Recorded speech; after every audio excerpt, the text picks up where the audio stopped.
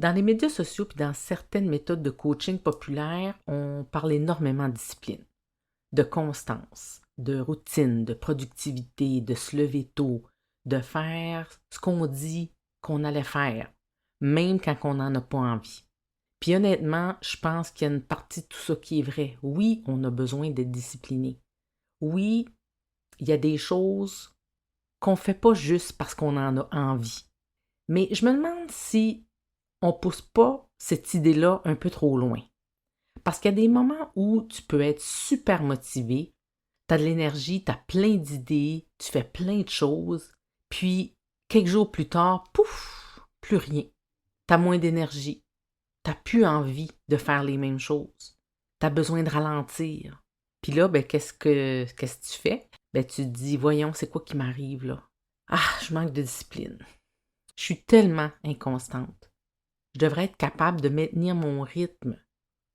Mais si c'était pas ça, si le problème, là, c'était pas que tu manques de discipline, mais c'est que tu essaies de garder le même rythme alors que ton énergie, elle monte et elle descend. Parce qu'en fait, ton énergie, elle n'est pas faite pour être constante. Elle fonctionne plutôt comme une marée. Et c'est de ça que j'ai envie de te parler aujourd'hui.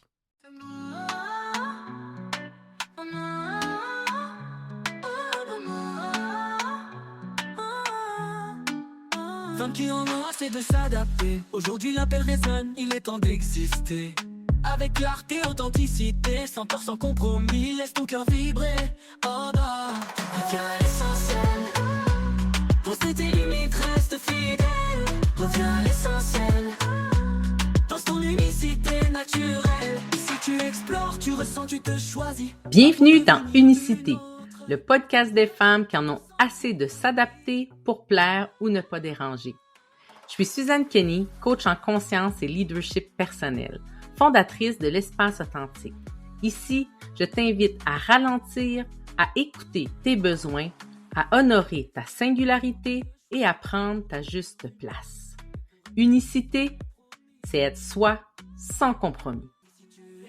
Tu ressens, tu te choisis. Pas pour devenir une autre, mais pour être toi sans compromis. Aujourd'hui, j'ai vraiment envie de te parler de notre énergie, l'énergie des femmes. Mais pas juste de l'énergie dans le sens « est-ce que je suis fatiguée aujourd'hui ?» Je parle de quelque chose de beaucoup plus large, notre façon de fonctionner, notre rythme, nos cycles, puis particulièrement les cycles d'énergie des femmes. Parce que je pense qu'on a appris à vivre comme si on devait être une ligne droite. Toujours produire, être disponible, être à notre meilleur. Donc, d'être dans notre énergie masculine. Mais les femmes, on n'est pas des lignes droites. On est cyclique. Puis, plus j'y pense, plus je trouve que l'image des marées est parfaite. Parce que la marée, elle reste pas au même niveau. Elle monte, elle descend, elle se retire, elle revient. Et ça ne veut pas dire qu'elle a un problème. C'est juste son fonctionnement. Comme nous. Alors, si on arrêtait de lutter contre nos marées, puis qu'on apprenait à travailler avec notre énergie plutôt qu'à essayer constamment de la contrôler. Parce qu'il y a des moments où tu as envie d'être dans l'action, d'autres où tu as juste envie qu'on te laisse tranquille. Il y a des moments où tu pourrais parler pendant des heures, puis à d'autres moments, tu n'as absolument rien à dire. Il y a des moments aussi où tu as peut-être envie de commencer 10 projets en même temps, puis d'autres où tu te demandes pourquoi j'ai accepté de faire tout ça. Ça t'arrive-tu? Puis peut-être là qu'au lieu de te demander ce qui ne va pas chez toi, tu pourrais commencer à observer qu'est-ce qui se passe dans mon énergie en ce moment. Et moi, le cycle menstruel des femmes, je l'appelle les 4 marées de mon énergie. Parce que la mer, la marée, a une grande signification pour moi et je trouve ça important de parler avec des mots qui me ressemblent. La première marée, c'est la marée basse. C'est celle qui correspond à la période des menstruations. Et j'aime beaucoup cette image-là parce que quand la marée descend, on voit des choses qui étaient cachées sous l'eau.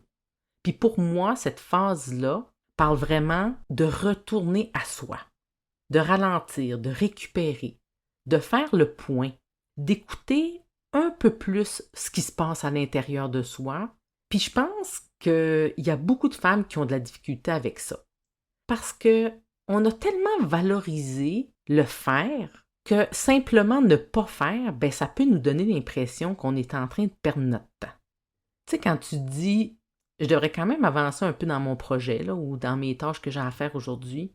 Ah, je vais juste faire ça rapidement, là, puis après ça, je vais arrêter. Ah, je vais me reprendre demain. Alors que peut-être ton corps, lui, est juste en train de te dire, là, j'ai besoin de me retrouver. Donne-moi de l'espace. Puis ça ne veut pas dire que tu abandonnes tout ce que tu as commencé. Ça veut juste dire que tu reconnais que dans cette marée-là, ça te demande de ralentir, de t'écouter, de récupérer, puis peut-être même de faire le bilan des derniers jours. Puis si tu ne l'écoutes pas, ce besoin à marée basse, bien c'est possible que la deuxième marée te demande plus d'énergie. Donc, justement, cette deuxième marée-là, c'est la marée montante. Ça, c'est la phase folliculaire. C'est là où on peut commencer à sentir l'énergie revenir. Donc, on retrouve tranquillement l'envie, la curiosité, l'énergie, les idées. Tu as peut-être envie de sortir un peu plus, de voir du monde, de commencer quelque chose de nouveau, d'explorer. Puis, j'aime beaucoup le mot « explorer » ici. Parce que tu n'as pas besoin de savoir exactement où tu t'en vas. Tu peux être juste curieuse. Tu peux aussi te dire bon, ben, tiens, ça me tente d'essayer ça. J'ai envie de regarder cette possibilité-là. Ah, j'ai une idée, sans que ça soit coulé dans le ciment. Puis tu sais, je pense que ça, c'est important pour une vie alignée puis nourrissante, parce qu'on n'a pas besoin que tout soit décidé à l'avance. Parfois, notre énergie, elle nous invite simplement à explorer. Alors, si en ce moment, tu as l'impression que tu ne t'autorises pas pleinement à vivre ta période de marée montante, tu peux explorer ce qui t'en empêche. Et si tu as besoin d'une personne neutre pour aller un peu plus loin dans cette exploration-là, ben, je t'invite à réserver un appel découverte avec moi pour qu'on puisse en jaser ensemble. Je te mets le lien à mon calendrier dans la description de l'épisode. Puis arrive la troisième marée, c'est-à-dire la pleine marée ou la marée haute. C'est celle que j'associe à l'ovulation. Puis là, on est davantage tourné vers l'extérieur.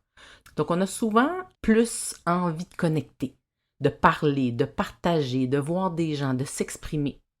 Et j'aime beaucoup l'appeler la pleine marée, parce que ça me fait penser à je suis pleinement là. Je suis présente, je m'exprime, je prends ma place, je rayonne. Et là, je veux vraiment faire une nuance. Quand je dis rayonner, ça ne veut pas dire devenir le centre de l'attention. C'est pas « Ah, regardez-moi là ».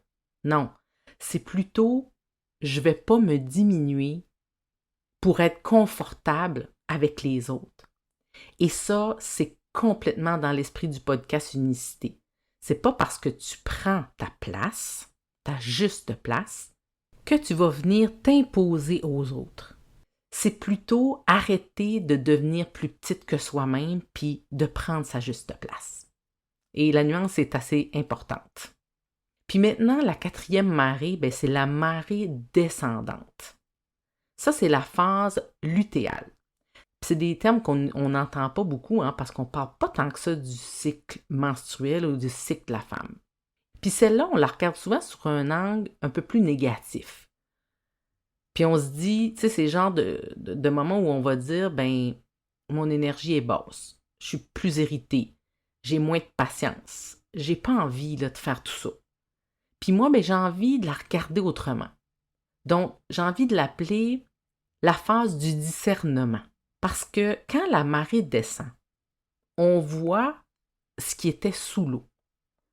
Puis parfois, on commence à voir plus clair dans ce qui ne fonctionne plus pour nous, ce qu'on n'a plus envie de faire, ce qu'on porte puis qu'on n'a plus envie de porter, ce qui prend trop de place dans notre vie puis qui n'est plus aligné, ce qu'on a accepté puis qui ne nous convient plus.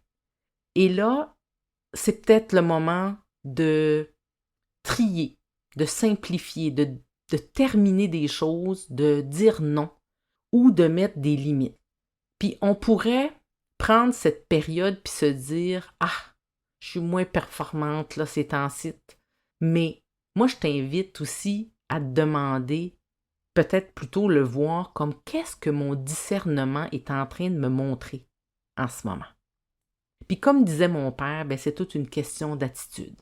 Donc on peut choisir de parler de façon négative ou on peut choisir d'aller dans cette énergie qui est un peu plus positive puis de voir qu'est-ce que ça nous amène positivement, même quand l'énergie est moins présente.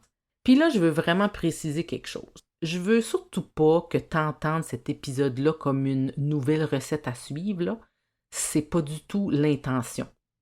Je veux pas que tu te dises, bon, à cette phase-là, je dois absolument faire ça. À telle phase, je dois faire ça comme ça. Parce que ce serait complètement le contraire à ce que je te parle depuis le début du podcast.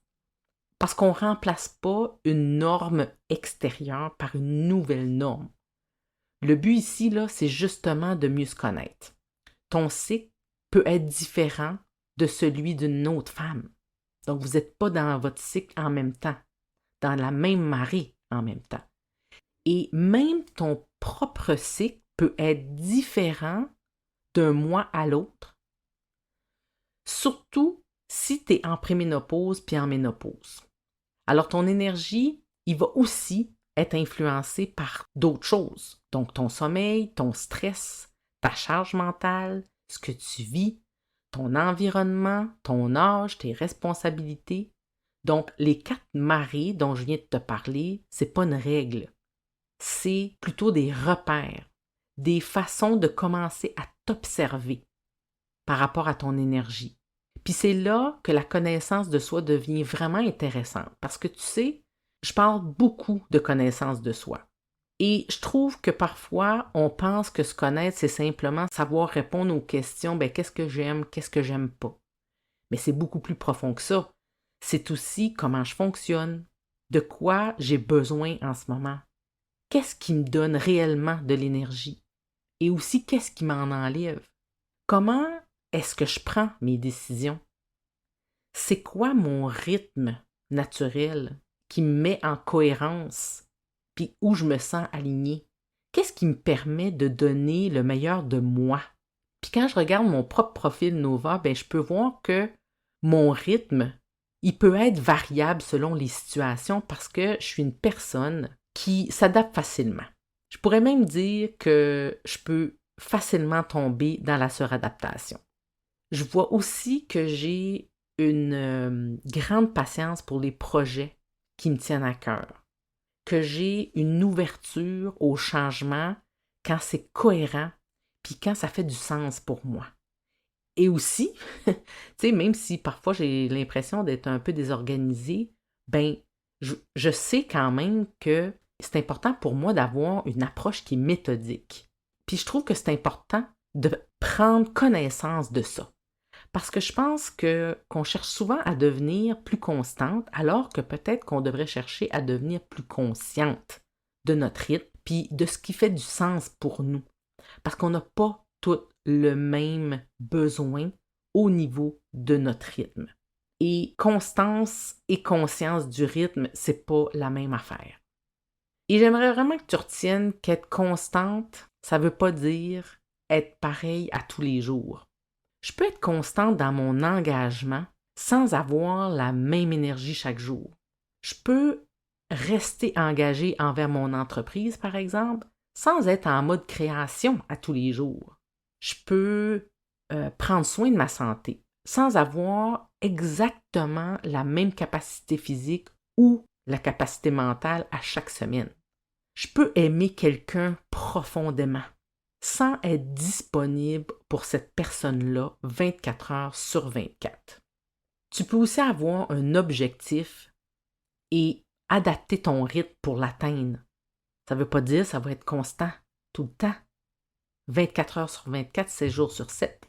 Et ça, pour moi, c'est beaucoup plus proche de l'incarnation de ton leadership personnel identitaire. Parce que le leadership, là, c'est pas seulement savoir, je sais où ce que je veux aller, mais c'est aussi je sais comment j'ai besoin d'avancer pour ne pas me perdre en chemin. Et c'est une nuance qui est tellement importante pour ne pas se décourager puis rester positive par rapport à cet objectif-là qu'on a envie d'atteindre. Donc, pour les 4 prochaines semaines, je t'invite à observer tes marées. Pas à les contrôler, pas à les optimiser, mais juste à commencer à les reconnaître. Quand tu sens que tu as besoin de ralentir, de te retirer un peu socialement, de faire le point, peut-être que tu es dans ta marée basse qui t'invite à te retrouver. Quand tu sens qu'il y a quelque chose qui revient, que ce soit tes idées, tes envies, ta curiosité, l'élan d'essayer quelque chose de nouveau, peut-être que tu es dans ta marée montante, celle qui t'invite à explorer.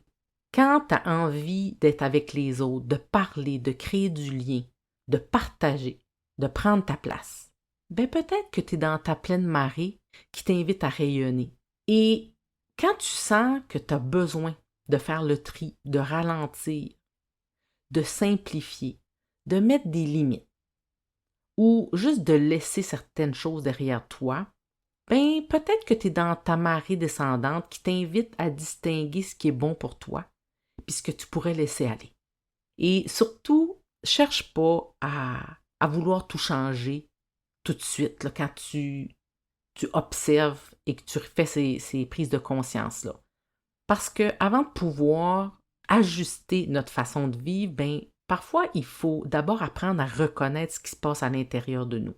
Et quand un cycle sera complété, puis que la conscience va être là, peut-être que tu pourras faire les changements nécessaires. Parce que la conscience vient avant le changement. Alors finalement, peut-être que tu n'as jamais manqué de discipline. Peut-être que tu as simplement passé beaucoup trop de temps à essayer d'être constante dans une énergie qui ne respectait pas ta nature, la nature de tes marées. Et peut-être que respecter ton énergie, c'est pas faire moins. C'est pas abandonner tes ambitions. C'est pas de te trouver des excuses, mais c'est apprendre à mieux te connaître pour avancer d'une façon qui respecte davantage ton énergie. Parce que tu sais, une vie nourrissante et alignée, c'est pas une vie où tu performes au maximum à tous les jours, mais c'est une vie que tu peux réellement soutenir dans le temps. Une vie où tu peux ralentir, revenir à toi, explorer, rayonner, discerner puis recommencer. Comme la marée. Et peut-être que ton prochain niveau de leadership personnel, il ne se trouve pas dans apprendre à faire plus, mais plutôt dans apprendre à respecter ton rythme. Puis aujourd'hui, j'ai envie de te laisser avec cette phrase-là que tu peux peut-être même utiliser comme intention dans ton quotidien. Je respecte mon rythme au lieu de me conformer à celui des autres. Alors si cet épisode t'a fait réfléchir, partage-le. Envoie-le à une femme de ton entourage qui, elle aussi, elle essaie peut-être de fonctionner à un rythme qui n'est pas le sien.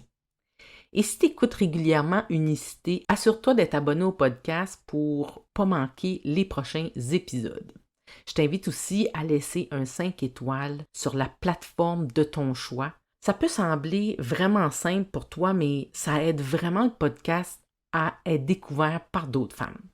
Plus le podcast est visible, plus on peut avoir ces conversations-là. Je te remercie d'être là. Merci d'écouter et surtout, écoute tes marées. On se retrouve dans le prochain épisode et d'ici là, n'oublie pas, ton unicité est ton plus grand pouvoir. Continue de rayonner.